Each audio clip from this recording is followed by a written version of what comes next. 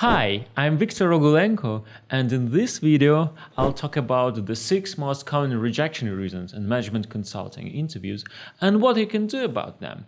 If you like the video, please consider hitting the like and subscribe buttons below.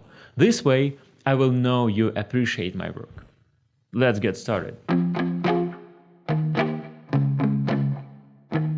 Reason number 1 is, of course, bad structuring.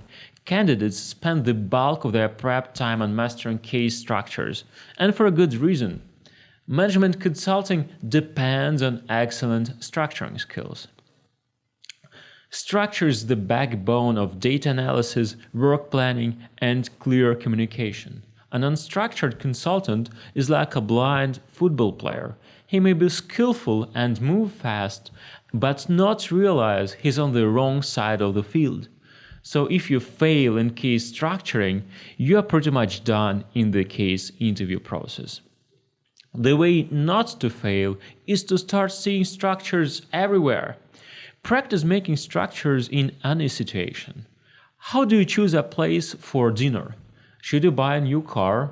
How much money does your local theater make? Should Sweden increase military spending? Why has your girlfriend left you? Sorry about that. Each of these questions poses an interesting structuring challenge. Of course, you might want to get some hardcore structures with feedback and in-depth explanations. In this case, you should consider our Case Copilot interview prep simulator. In under 6 months, it has become the go-to tool for case prep at MBA programs like Wharton, LSE, and Inside. Now you can use it too.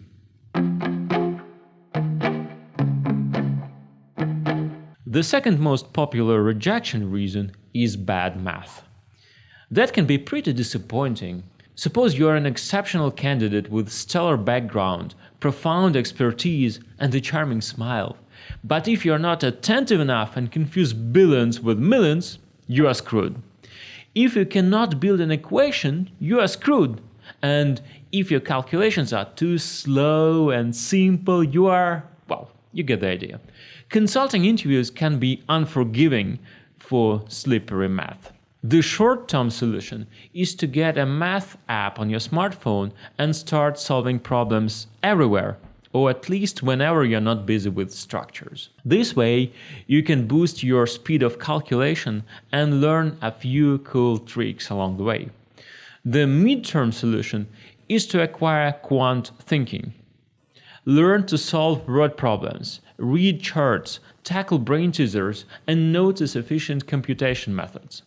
A generic GMAT or GRE prep might do, though for a more consulting-specific training, consider our Consulting Math and Consulting Tests courses. They are focused precisely on what you'll need in consulting tests and interviews. The long-term solution is getting a math or science degree. It's a bulletproof solution, though a bit time-consuming.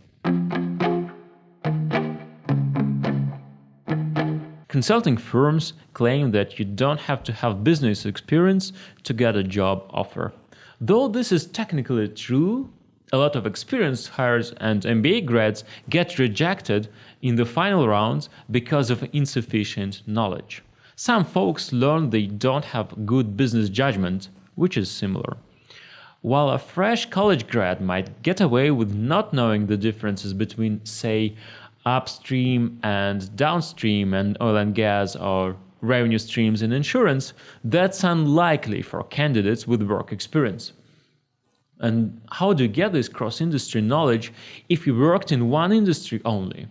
Well, by reading about other industries, right? Some coaches advise to read, for example, McKinsey Quarterly, though I personally find its articles too long and boring. A far better alternative, from my point of view, is Warren Buffett's letters to shareholders. They are both insightful and interesting. And if you want something more concise and active, consider our business judgment course. You'll get 8 industry reviews prepared by my MBB friends, as well as 8 industry-specific case coaching sessions from one of our best mentors. The course is best suited for medium to advanced candidates. A piece of feedback seemingly similar to a lack of business judgment is a lack of experience or maturity. However, it's not about what you know or you don't know, but rather about how you behave and what impression you make.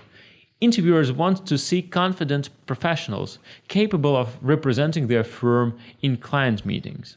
Those candidates who look and behave like students rather than professionals raise interviewers' concerns and get rejected. The good news? You don't have to do much. Maturity comes with experience, and in a year or so, you'll get it. The bad news? Not much else can help. I saw people with references get rejected from consulting interviews as not mature enough. No amount of reading can fix that. However, one-on-one coaching can. If you feel you can come across as immature, get in touch with me and find a coach.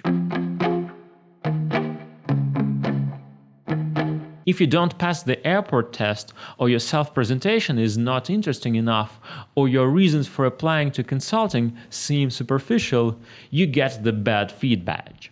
Unless you're a complete moron, which I bet you're not. The feedback is only to indicate that you are not prepared. What you should do about it? You should learn more about the company, write up your personal experience stories, polish your why consulting, why company, why you story trio, and be nice and positive in the next interview. In 80% of the situations, you'll be fine.